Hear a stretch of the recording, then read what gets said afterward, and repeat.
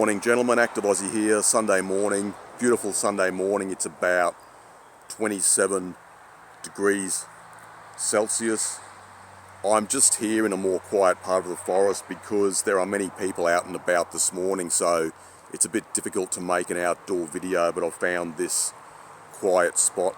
I just briefly want to discuss what's being called the Bondi massacre, which is a bit sensational I feel. So I'll just call it the Bondi rampage yesterday afternoon, actually at Bondi Junction, which is a very busy area in eastern Sydney.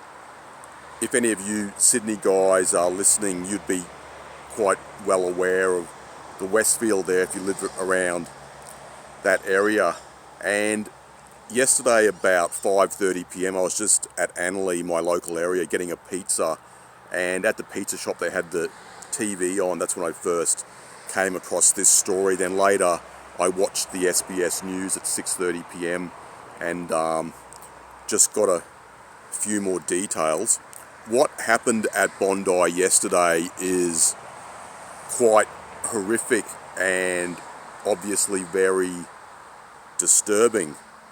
But the media, especially the mainstream media, especially Channel 7 and 9, are just milking this story, this incident, for everything they can get, which is usually the case with them. And I find it to be very disgusting, just like their behaviour, the way they behaved in 2020 and 2021.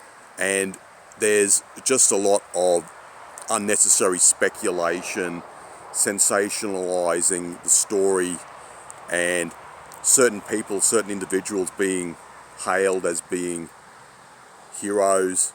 And the guy who carried out this attack is 40 years old, and it turns out that he is actually from Queensland, from here in Brisbane. So I suspect in the next few days that this will become quite a big story within the Brisbane media as more details start to emerge. And we hear about all these shootings in the USA, but what happened yesterday proves that an individual can kill, delete a lot of people just with a knife. So 6 people are deceased, deleted because of this incident. There are 12 more in hospital.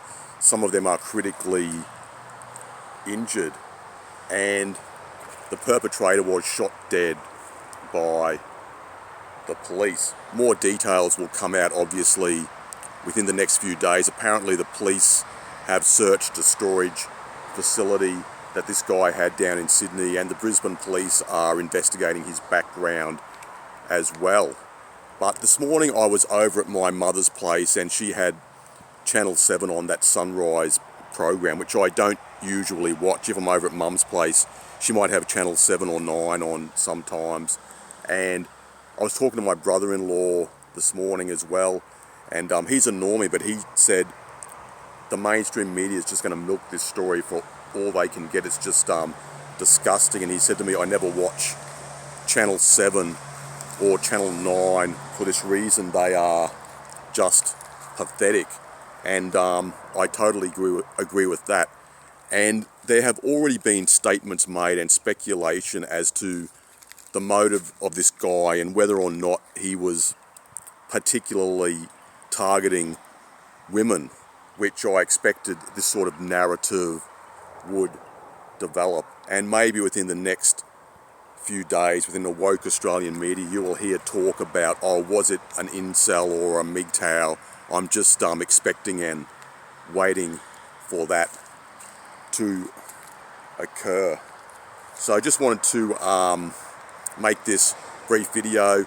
For sure, most of you Aussie guys are aware of this story by now, and it's getting a lot of coverage in the UK and New Zealand as well, probably in the USA. There have been many stabbings in Australia recently, and there was the stabbing of Violene White at Redbank Plains, west of Brisbane, 2 months ago. She was stabbed in the car park of a shopping centre in front of her 6-year-old granddaughter, and apparently the motive was to steal her car, and that's going to be before the courts. I've got to say allegedly in that case, but in this Sydney incident, the perpetrator was shot dead, so he's no longer with us, but I'm sure some more details will come out within the next few days. That's about all I really wanted to say. I might make a shorter video a bit later. I'll talk to you then. Cheers.